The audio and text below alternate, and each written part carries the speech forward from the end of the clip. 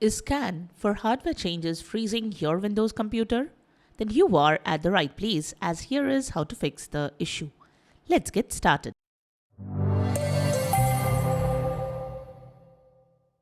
This is the Windows Club. When you connect hardware to your computer, Windows scans for hardware changes and installs its drivers, so the device can work as expected.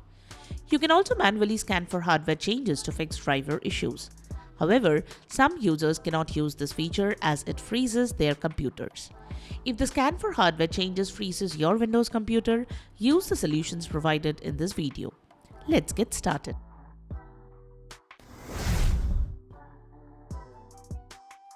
Method 1.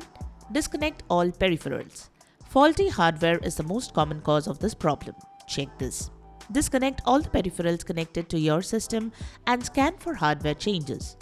Now, connect one hardware and scan for hardware changes. When your computer freezes again, the device that you have just connected is faulty.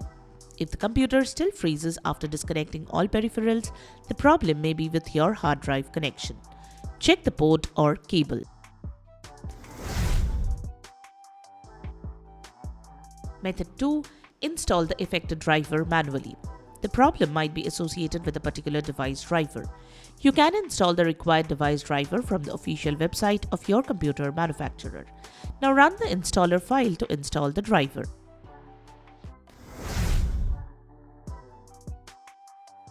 Method 3. Roll back the storage controller driver.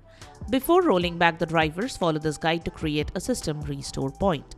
Now, open the device manager, expand the storage controller's branch. Right-click on the storage controller driver and select Properties. Go to the Driver tab and click on the Rollback Driver button if clickable.